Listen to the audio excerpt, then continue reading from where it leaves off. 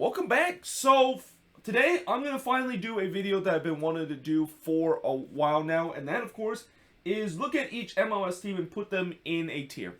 I kind of been wanting to do this video ever since the halfway point of the season happened, but because of the fact that there's been a lot of games that has happened and I didn't really have any time to do so, that's why I had to wait until now when the All-Star week is happening, and there's really no game that is going to be happening in the middle of the week except for the MLS All-Star game that's going to happen on Wednesday. But without further ado, let us actually put all 27 teams and kind of put them where exactly they are in the tier. And in some way, this is kind of like similar to the emotion index. The only difference is in terms of the tiers, the first tier is basically they're definitely going to be MLS Cup contender. The second tier is that they're definitely going to be a playoff team and could be on the cusp of being a playoff or being an MLS Cup contender. And then the middle tier is basically those teams that's kind of like right on the bubble and are teams that are going to be on the cusp of being playoff contender. The fourth tier is the one that is they're probably going to be looking outside in at the end of the season.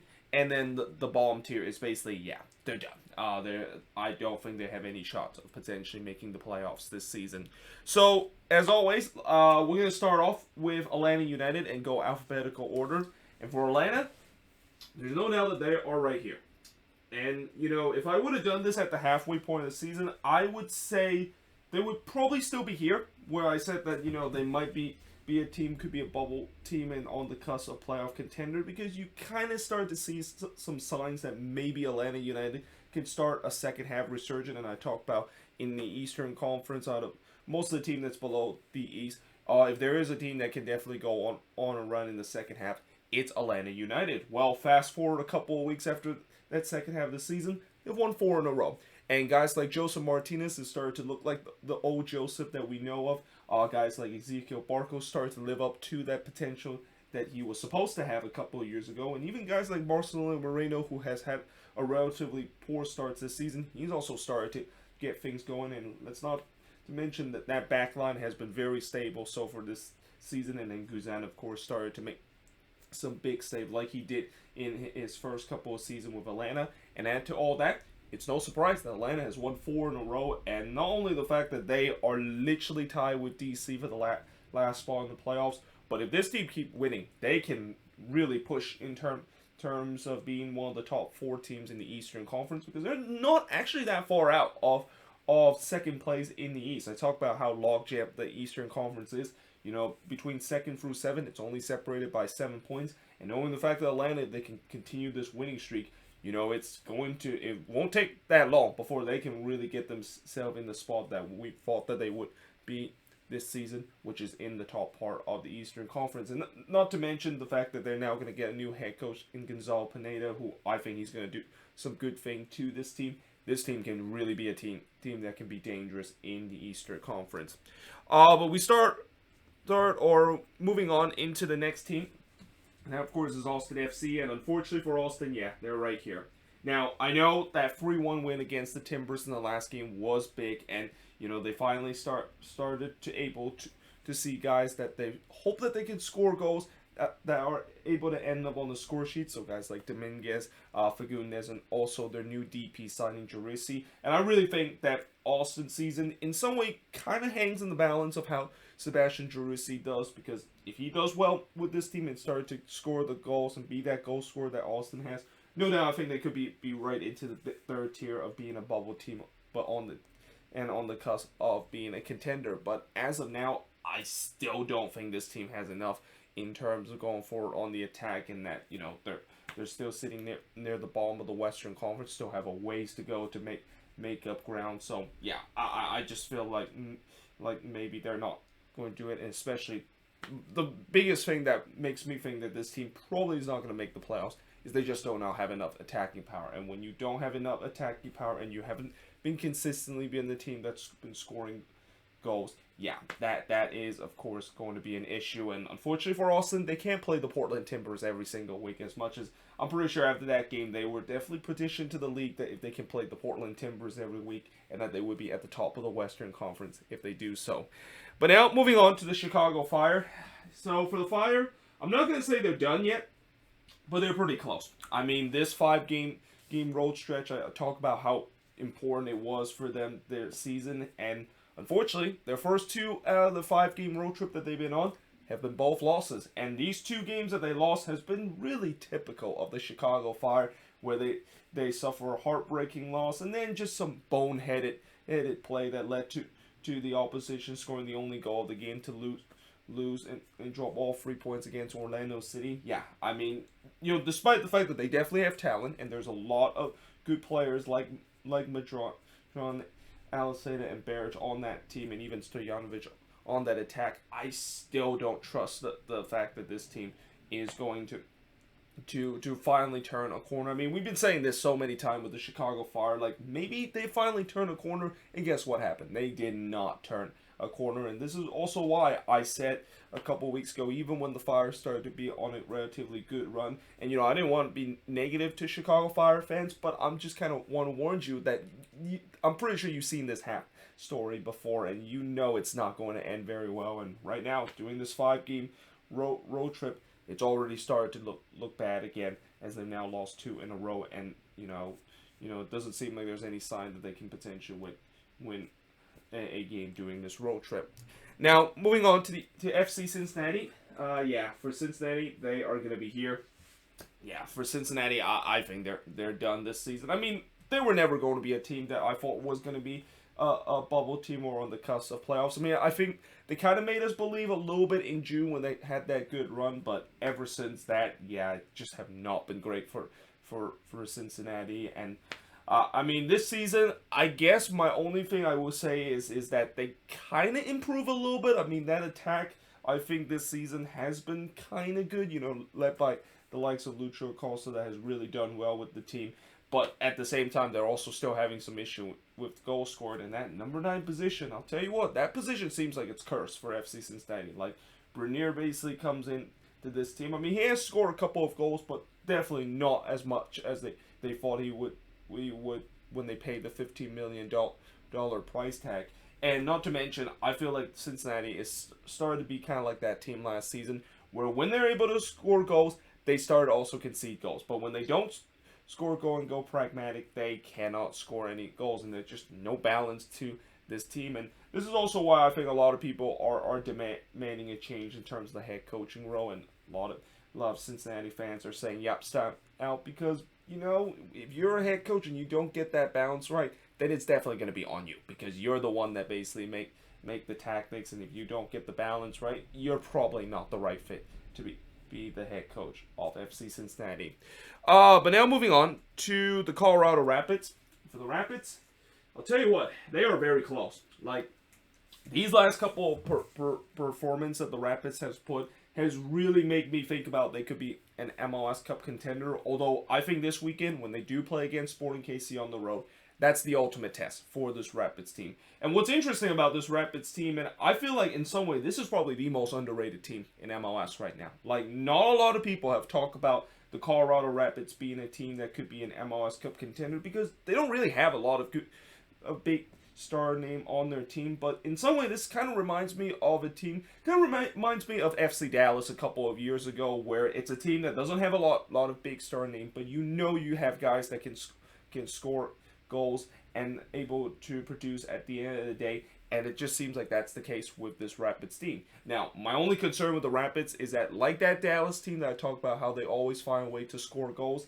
Yeah, near the end of that season, the team started to not have that continuity, and they started to kind of fall off the map a little bit. And hopefully that's not the case for this Rapids team. I mean, in some way, they do have some good goal scorers like Jonathan Lewis and Andre Shinyashiki and even Diego Rubio, but let's see if they can, of course, continue heading into the playoffs this season. And as I said, the ultimate test is going to be that game against SKC on the road, where last time when they play SKC, it was not a good way to prove that they can be that team to be in the MLS contender tier. But if they can beat SKC on the road, I think they definitely deserve to be at this top tier and be a team that a lot of people should take seriously, that the Rapids can be a team that could potentially be an MLS contender or not. And when you also look at where they are in the standings, I mean, they're not that far away from potentially reaching the top 2 spot of the Western Conference in 3rd place. Now, moving on to the Columbus Crew. You know, for the Columbus Crew, I really want to believe that this team is still a playoff team, and this team is also still belong into this top tier. But the more that this season has continued, and the more that they have struggled and find themselves below the red line, the more that I feel like maybe they're not going to be not only a MLS Cup contender, but maybe not even guaranteed to be in the playoffs right now, and have really fell into this category to be a bubble team. Now, I'm not going to put them in the 4th tier, because I think with the talent that they have, there's no way in the world that they're going to be a team that should be looking outside in. And if that's the case, that would be a huge failure on their part. And I know they've been dealing with a lot of injuries, but that's not really an excuse, because a lot of teams have been dealing with injuries too, and they've been able to survive, while the Columbus Crew has really faltered this season. So yeah, I think Caleb Porter side, they need to, of course, get things going. And like I said, you know, some of those most important players like Pedro Santos, Lucas Arian, they have not really showed up for this team, especially during this rough patch that they're going through, where they've lost 6 in a row. And you know, they got to eventually turn this around before it really started to hit into a downward spiral that it seems like they're going through right now. But moving on to DC United, and for DC, they're going to be right around the same tier. And like I said yesterday when I did the review, I want to apologize to DC fans that I kind of jinxed them by saying that they're going to be a DC team, and Hernan Losada is going to be winning the Coach of the Year. And ever since I said that, this team have not been good. And not because of the fact that they haven't been entertaining to watch. I mean, I got to say, they have really becoming the most entertaining team to watch every single week, because they've been putting on performance that are just like man, that is something that I really want to watch as a neutral. But unfortunately, I feel like DC is having the same issue that the Quakes had when Almeida came into the team, where, you know, like Almeida, Losada tends to be very committed to this high pressing situation, and we've seen before when it works, it definitely works out in a charm, and they can play some of the most entertaining soccer in the league. But when it doesn't work out, and it just feels like maybe some teams have started to figure it out, then you get some of the resort that we've been seeing in these last couple of games, where it's been at times they've been on the wrong end of an ugly scoreline, or in the last game where they couldn't finish and they just basically get punished every time when teams go on the counterattack. So yeah, this is definitely a team that, you know, I think Losada is going to have to eventually. They kind of backed off a little bit in terms of the pressing system. I mean, I'm not saying that he shouldn't go with the pressing system and just kind of rip it up in pieces in terms of tactics, but not do it so extreme. The fact that teams can easily just figure it out and just kind of play over the top of the press. And another thing that I kind of also didn't mention about DC is that they've also been dealing with a lot of injuries. So maybe once they do get some of those players back, they should be able to be a decent team. But again, I feel like the teams have started to figure out this team in terms of how Losada decided to go all-out press, and that's just something that I think it's up to DC, and it's also up to Losada to kind of maybe change up the system a little bit to not be a team that is so predictable, and also end up in the same problem that the Quakes had, where when they started to become predictable and everybody figured out the man marking system that Almeida puts, they really started to falter during the season. But now moving on to FC Dallas, and for Dallas, yeah, they're going to be right here.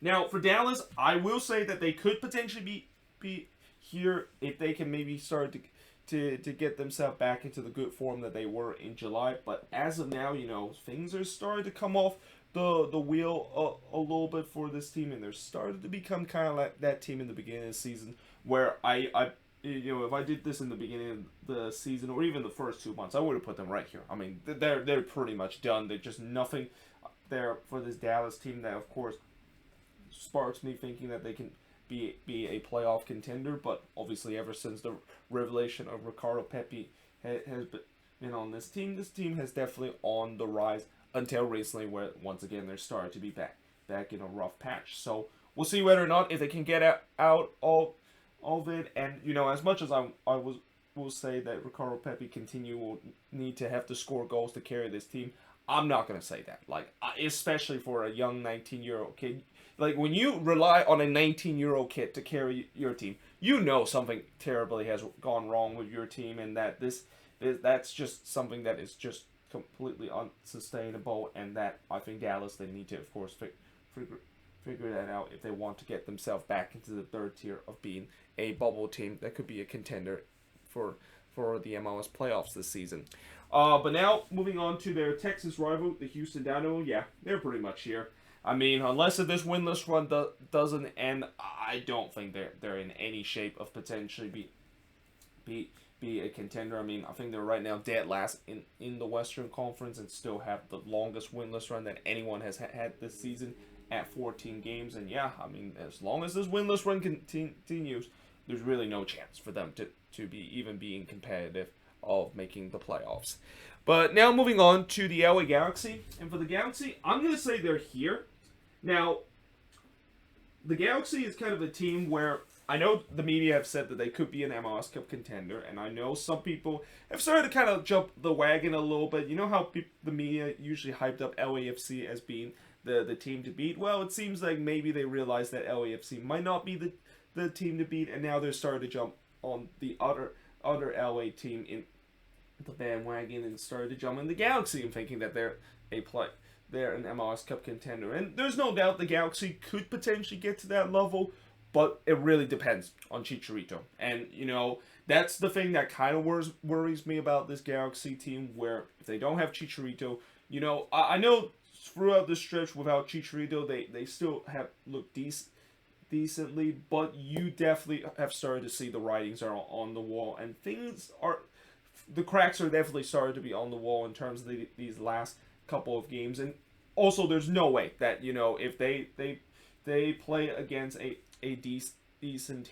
team in the playoffs and they don't have Chicharito, I don't think they're gonna win this game. Like, you can't tell me this team without Chicharito can beat the likes of the likes of Sporting KC, Seattle Sounders, and Colorado Rapids in the playoffs. So it really depends on whether or not if Chicharito is going to be back with this team, which he will be back with this team, assumingly maybe the next game in El Tráfico. But, you know, they better hope that he doesn't get injured again, because, you know, again, it really kind of all relies on his hands of if he does well and continue to score the goals that he's been before he got injured. This team does have a bit of a shot in terms of the MLS Cup, but, you know, if he isn't going to be that player, or worse, end up on the IR again, I don't think the Galaxy has a chance to make it be an MLS Cup contender. I mean, they might be a playoff team, but they're probably at the very best maybe exit in the second round of the playoffs.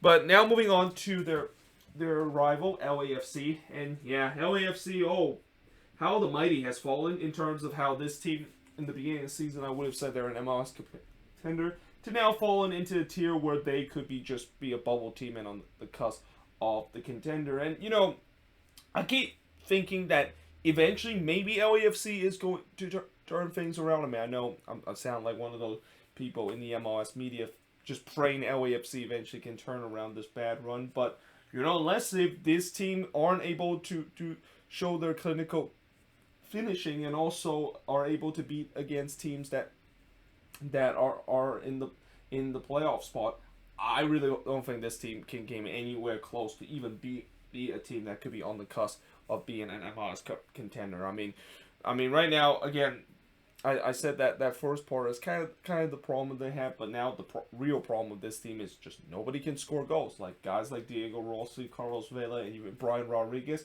forgot how to finish with this team, and they're kind of started having the same problem that Austin FC basically has this year, where, you know, they can definitely create some dangerous chances and have great build-up, but it's all about the finishing, and they just don't have it right now. And it's unsurprising when you look at these games, when they don't have the finishing, they can't score goals, and they also allow their opposition a chance to score goals because their defense have been very depleted because of injury. And yeah, as a result, this team has been in a relatively rough patch, kind of similar to what we saw in the first half of the season. And unless if things does not change, yeah, this could be another team that could ends up as the Columbus being like the Columbus Crew, being one of the most disappointing team this season in MLS. But now moving on to Inter Miami. For Miami, they are actually right here, and their recent resurgence has really got them from here to over here. And if they can continue this resurgence that they have, they can maybe even be right around this spot too. I mean, right now when you look at this team, I mean, they're still kind of a way off of the playoffs, as they still have to make up 7 points in terms of the team that is currently occupied the last spot in the playoffs, that is DC United. But knowing the fact that they do have games in hand over those teams, and if those teams can continue to maybe drop points, and they can of course continue to win, they can really get themselves back into the playoff race, and really well, not the playoff race, but get themselves above the red line. But really, I think the revelation of Inter Miami has all begun with the likes of Gonzalo Higuain finally started to show the worth of the $7 million that he paid. I mean, he's quietly having a good season. I mean, I know a lot of people said that Higuain has definitely been a disappointment, but this year he's been at least doing well. I mean, he's having a quiet eight goal season so far, has been contributing some big moments too. And most importantly, you also see some of the DP for this team has started to shine. I mean, guys like Pizarro finally started to look like what they were hoping for, and that finally it seems like, I think Pizarro, with the way that he's now able to score 3 goals in the last 2 games, maybe he can finally get out of the doghouse that Phil Neville has in. And also the revelation of Robbie Robinson. We knew that Robinson was always going to be a good player, but it was all about whether or not if he can stay off the IR table. And now that he's not on the IR anymore, you can definitely see the potential that he has. And yeah, I mean, this team has really looked well in these last couple of games. Now, the only issue I will still say about this Miami team is not only can this attack continue to sustain to be a decent one, as we show in the last couple of games, but also can this back line kind of sustain to be decent enough. Because even doing this good run, I still think this back line for Miami is very shaky at times. And if you're going to be a team that wants to be a playoff team or get above the red line, you need to figure that out, because you can't just always rely on your attacker to score like 3 or 4 goals every game. And especially, this is not a team that's known to do that almost every single game. That's something that they need to figure out, and hope that is not going to be a liability of a reason why this good run could potentially come to an end. Now, moving on to Minnesota. So for the Loons, they have really become a team that in the beginning of the season I was hoping to be a playoff contender, but now all of a sudden started becoming a bubble team. And in some way, the Loons, I put them right next to LAFC because they really have something in common, which is they can't finish. And I think the only difference I would say with LAFC is that at least the Loons might not have the names to say that they could, of course, or the names that you think that these are the players that needs to put the ball in the back net. If they don't do it, then something has gone terribly wrong. But that being said, I would argue they kind of also have the name too. I mean, guys like Adrian Hunou and guys like Reynoso and Fragapane, they have not contribute in terms of the attack as well as I thought coming into this season. I mean, I know Fragapane has been on the IR ever since July, but Adrian Hunou has been a huge disappointment. And I talk about how I was already concerned, I think 5 games in, about his lack of goal scoring. I'm now even more concerned. The fact that he's only have 1 goal in the last 8 games. And also Reynoso, I know he's getting very frustrated of getting fouled every single week, but that's just kind of what you get for being one of the best players in the league. You're going to get punishment from other players to not allow you to operate freely. And it just feels like this season at times, when Reynoso gets fouled and he gets frustrated, he started to not look like the Reynoso that we know from last season, and that frustration kind of get the best out of him. And again, not to mention the fact that the main issue of this team is unable to put the ball into the back net, and you get a team that is right now just hanging on in terms of being above the red line right now. Remember that good run that Minnesota has had ever since they started the season 0-4? Yeah, that honeymoon period is starting to be over. And I know there might be some people that have even gone the extreme by saying that they need to make a change in terms of the coaching. But I still think Adrian Heath is going to be here no matter what, and that unless if this team really started to drop and they might miss the playoffs this season, then I think there might be a case that Adrian Heath time with Minnesota might be done. I mean, he's always been a guy that isn't really popular in the Loons fan base, and it seems like if there's anything that goes wrong with this team, immediately the Loons fan base attack him, which at times I don't think it's kind of fair, because I think he at times has done well, but no doubt that, you know, if the result doesn't prove, then yeah, I feel like there could be a chance that he could potentially be fired, especially with the way that if this team does not make the playoffs after the investment that they spent to get to that next level, being an MLS Cup contender. Yeah, I think Adrian Heath could potentially ends up in the chopping block. But now moving on to Montreal. For Montreal, they're going to be right here. And, you know, I think they'll definitely take the fact that they are definitely a team that's on the cusp of being a playoff contender. I mean, Montreal this season, it's been kind of a weird season for them, and in some way kind of a season that's similar to previous year, where, you know, there's times where they can look decent, but then there's times they look like a team that's like the worst team in the league, and in some way they're kind of like one of the most inconsistent team in the league. But knowing coming into this season where there was just so much question of how this team is going to look, and are they going to actually be a team that is going to be decent in MLS, I think they'll gladly take the fact that they're inconsistent. And also with all those questions, Mark, you know that eventually it's going to lead to an inconsistent team, but at least being an inconsistent team as Montreal is, at least have got themselves some big reserves, and at least get themselves in the conversation of being a playoff team. And again, I think if they do make the playoffs this season, it will be considered a huge success. Consider not a lot of people thought that Montreal, especially with Wilfred Nancy coming in, who I think he might be another guy that could be receiving some recognition for Coach of the Year. Would be a team that could be right on the mix of being a playoff contender in the Eastern Conference. But now moving on to Nashville SC. Now for Nashville, I'm going to say they are here.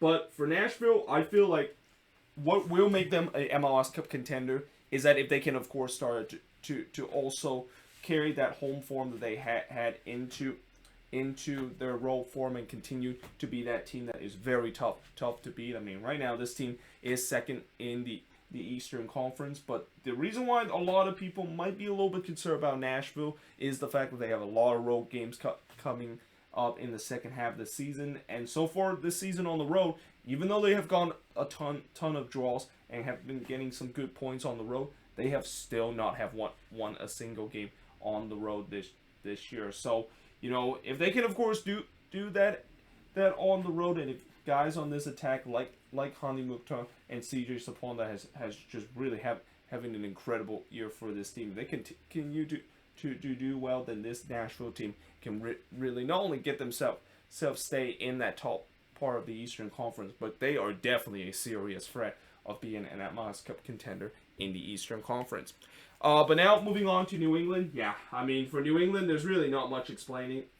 The Refs is an MLS Cup contender, and that I said it before. You know, not only the fact that this is the Eastern Conference for New England to lose, but in some way it's kind of like this is the Supporter Shield to lose for New England. Like the rate that they are going through, and the fact that they've been racking up so many wins, doing this incredible run where they have now won 8 out of their last 9 games, or actually I think it was 9 out of their last 10 games. I mean, they're just running away with not only the Eastern Conference, but also started to run away in terms of the Supporters' Shield standing. Now, I will say this: when you win the Supporters' Shield, there's always this kind of theory of the fact that there is a curse of winning the Supporters' Shield, and that just because you're the best team in the regular season doesn't mean it, of course, will translate into the playoffs. And I think I should, of course, be worry about that, because again, you know, the Supporters' Shield curse, it kind of feels like it might be a real thing, because we haven't had a Supporters' Shield win MLS Cup ever since 2017 that TFC has, and even then going back, there's been very rare to see an MLS team winning the Supporters' Shield would also end up winning MLS Cup. But I think when you look at this New England team, it's hard to not say that this team could potentially win both the Shield and the Cup, because with the talent that they have both on the attack and also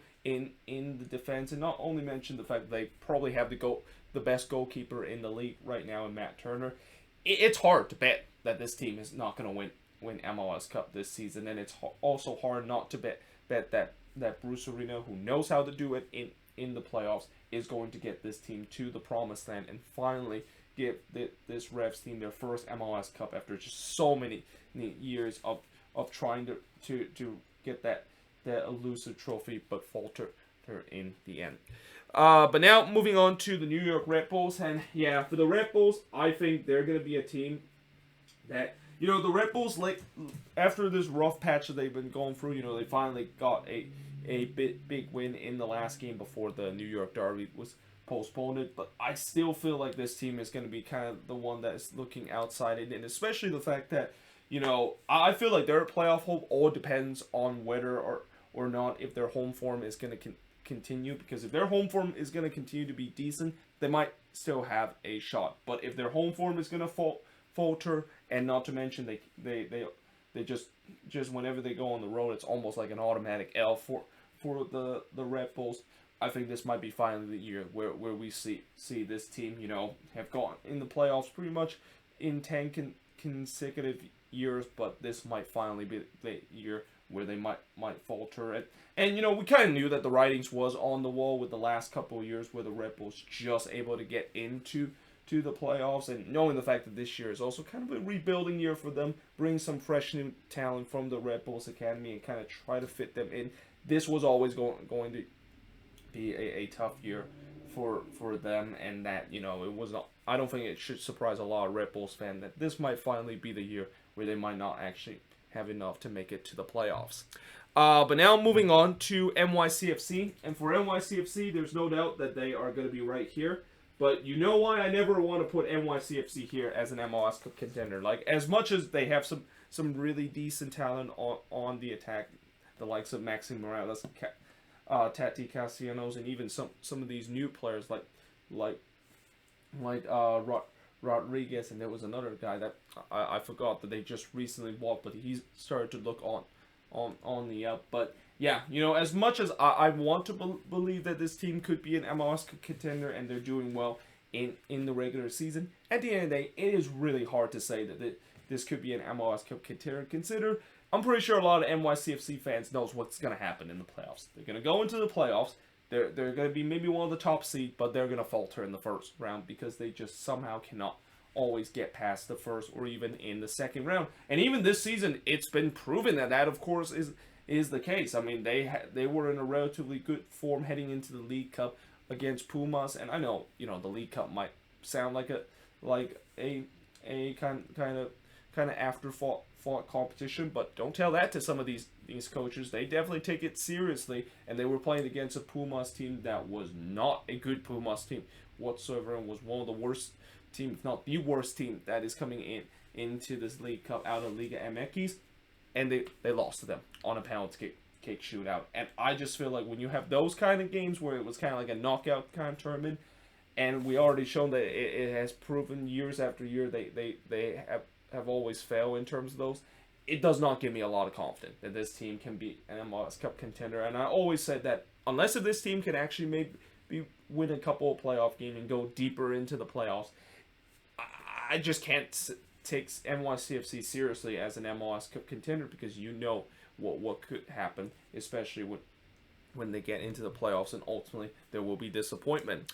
But now moving on to Orlando City, and for Orlando, they're going to be right here, where I think Orlando can definitely be a playoff contender. Now, there's no doubt that this team, in terms of entertaining-wise, it's not as entertaining as the team that they play, that Oscar Pereira basically failed last season, but part of that has to do with them dealing with a bit of injury, and also still try to figure out that number 9 position. But still, this team are able to grind out victory and get 3 points, and if you're able to do so, and you can able to get 3 points and grind out victory, that can also be a success in terms of heading into the playoffs. Because heading into the playoffs, we know that heading into the playoffs, there's not going to be a lot of goals that's been scored, and if you're a team that is able to find a way to score that goal and able find a way to score an important goal, you can be a very successful team heading into the playoffs. And I just feel like that could be the case for Orlando heading into the playoffs this season, where if they can continue to have that mentality of able to grind out result at the end of the day to move on to the next round, they can definitely go deep into the playoffs. But now moving on to the Philadelphia Union. So for the Union, they're going to be right here. I still think the Union is going to be a playoff team, even with their recent struggle and especially their problem in terms of putting the ball into the back of the net. But the reason why I think maybe they're not going to be on the cusp of being an MLS Cup contender, and maybe this feels like they're in a situation where it's kind of almost purgatory in terms of the team that make it to the playoffs, where they might be good enough to make it to the playoff, but they're not good enough to be an MLS Cup contender. And sometimes that can be a very frustrating thing, even for fans seeing a team being in the playoffs. And again, I just feel like that's the case for the Union this season, where they just don't have that power to maybe look as good as they were when they won the Supporters' Shield last season. But we'll see whether or not if that might not be the case, and maybe they can shake off this rough patch and also start to finally be able to find their goal scoring form. I mean, like I said, they have really struggled in terms of goal scoring this season, and the only reason why they haven't been as bad is because their defense has been rock solid, as we saw from last season. But now moving on to the Portland Timbers, and for the Timbers, yeah, this team has really faltered off to be a team that I thought in the beginning of the season being an MLS Cup contender, but now look like they are being a bubble team. And a lot of that has to do with injuries, but also a lot of that has to do with maybe some of the core players like Diego Valeri and Sebastian Blanco. Who I think Blanco coming back, he still hasn't really looked as the Sebastian Blanco from the MLS Sc tournament after he suffered that torn ACL. After the tournament is over and a couple of games in that he suffered the torn ACL, he has not looked like that same player. But we kind of knew that was going to be the case. I mean, we knew that he would. It was always going to be tough for him to come back and look like the same player, especially now that he's in his 30s. But some of their main core and some of their aging core player are not really contribute at the rate that they hope for. And not to mention the fact that the biggest issue right now the Timbers have is that back line. I mean, that back line is absolutely atrocious just right now, and I hate to say it, but in some way they had the same issue that they had last season, where minus the fact that they were conceding late goals every single games. I mean, this year they kind of fixed that a little bit, but what they haven't fixed is the defense. I mean, it still have not looked good whatsoever this year. They have still conceded some of the most goal in the Western Conference, and that's after when they started to make some investment to fix that defense. And that's what kind of frustrates you as a Timbers fan, because you make some investment in getting guys like Van Reken and Bravo to really fix the back line, and both of those guys have not looked anywhere close to being the answer of fixing this back line. And now you just basically kind of rely on hoping your attack can score enough goals. And at times this attack can be really, really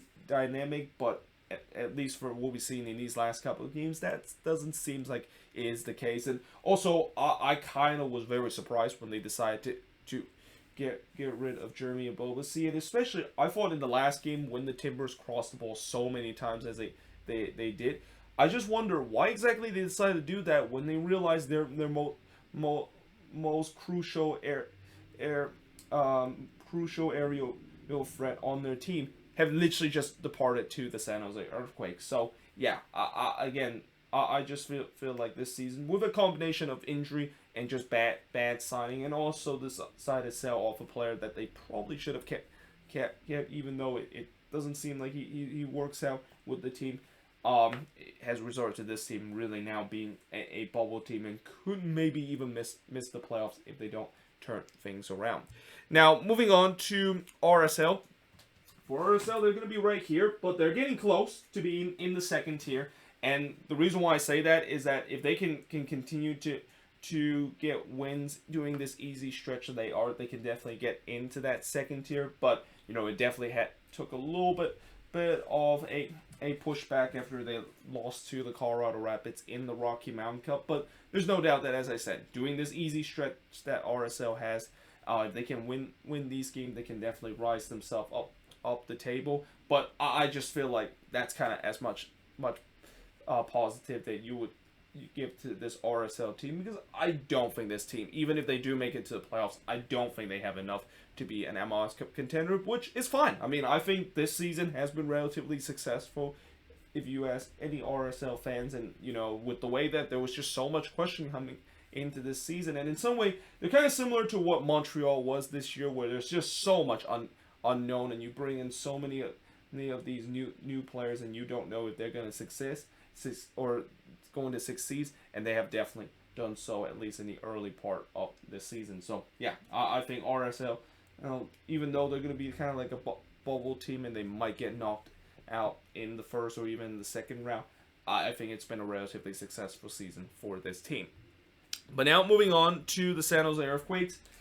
And for the Quakes, they're right next to where RSL is, where, again, I feel like this is going to be a bubble team, but they could also potentially get into that second spot. And really, I will say with the Quakes, ever since that 13-game winless run that they have, and now they're on a 10-game unbeaten streak, as much as I have been a little bit pessimistic and at times feel negative when I say that I get frustrated with the Quakes aren't able to get wins, at least the thing I will give this team credit is that at least they're starting to be a team that is tough to lose. And in some way, it kind of almost feels like the Nashville of the Western Conference, where this is a team that is gonna make it very tough for you to get resort. And I think this kind of all started when Almeida kind of abandoned the man marking system and started to make it kind of like almost a Dominic Kinnear kind of Quakes team. And I know a lot of fans don't like that kind of style, and they don't want to see the Dominic Kinnear kind of tactics. But hey, if it gets resort for you, like what the Quakes have been in these last couple of games, you will take it. And especially with this way being now back above the red line, which during that 13-game winless run, if you would have told me that this team would go on a 10-game unbeaten run to get themselves back above the playoff line, I think you would just be absolutely crazy. But that's the thing about the Almeida experience. And the only thing I will kind of maybe once again say a little bit negative about this team is, when is this experience going to come into a downward spiral? Because usually, I know with the Almeida experience, that downward spiral usually happened late in the season, and now we are getting into the home stretch of the season, and I'm just worried, is this sustainable? Where are they going to have it enough to be that team that continue this unbeaten run? Well, I know this unbeaten run eventually is going to come to an end, because there's usually, with these unbeaten run, as long as you've been on, eventually you're going to have to lose one game. But if they do lose that one game, how are they going to react in the next game? Are they going to bounce back immediately, or are they going to go through a tough stretch where they just cannot afford to do so? Because again, even though they've gone 10-game unbeaten, they're only just above the red line, and they actually have teams around them that actually have like 2 games in hand over them, so they could actually climb back down below the red line if those teams are able to get victory in those games in hand. But now moving on to the Seattle Sounders. Yeah, the Sounders are right here, and just like New England, I'm not going to have a lot of explanation of why the Sounders are an MLS Cup contender, because they are just rock solid pretty much every part of the field. They have a rock solid defense, rock solid midfield, and they have well-known names like Ruud Diaz, Ladero, and even Christian Rodon have power their attack to score the important goals. And yeah, this is why you never bet against the Seattle Sounders, and eventually at the end of the day, this is the team that I feel like is still the team to beat in the West. And unless if they're one of these good team in the West can take the front off of the Sounders, there could be a case where they're going to be once again back in MLS Cup, and we might even see a New England versus Seattle kind of MLS Cup, the way that both of these teams have been looking unstoppable heading into this regular season.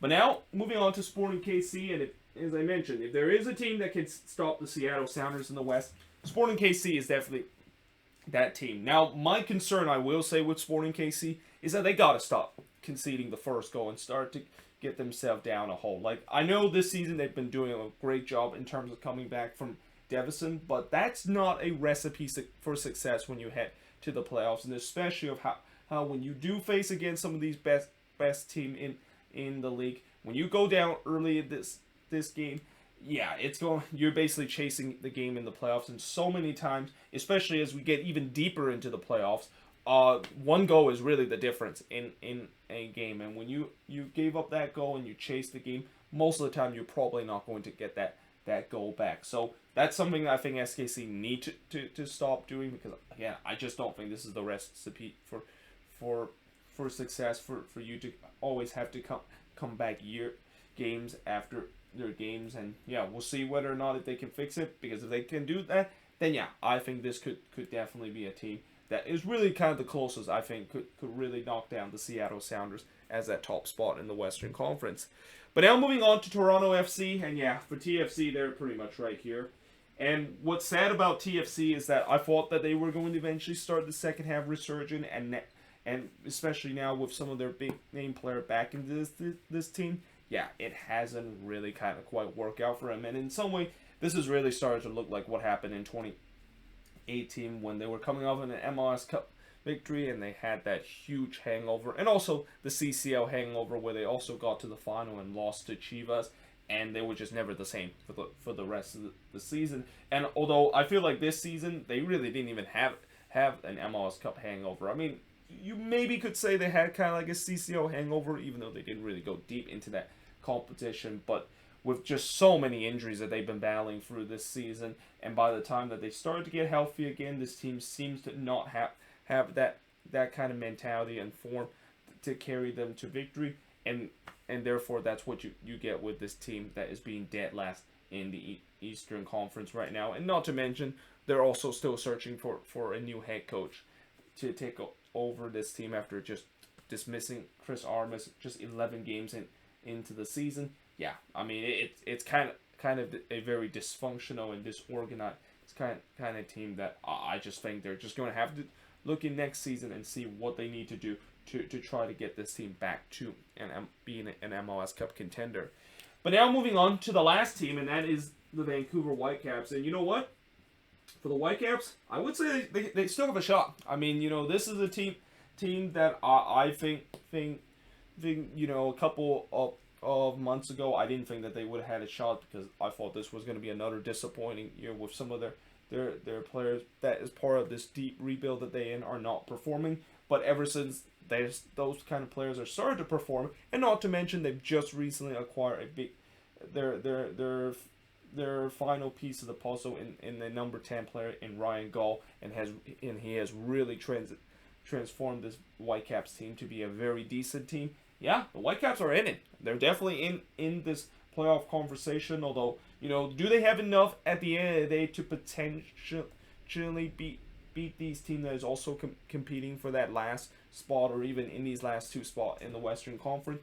I don't know. But at least I think if you're a Whitecaps fan, seeing this team at least even be in the conversation in the playoffs is kind of a positive, consider that there was definitely not a lot of hope that was the case just a couple of months ago when this team was lingering near the bottom of the Western Conference. But there you have it. That is pretty much it in terms of me putting all 27 teams in the MLS team tier. Let me know in the comments below, what do you think of this video? And as always, if I put your team maybe a little bit too low in the MLS tier, or maybe some team I put a little bit too high, let me know in the comments below. But yeah, hope you guys enjoyed this video. If you do, make sure you guys leave a like, smash the subscribe button, and yeah, I of course will see you guys next time.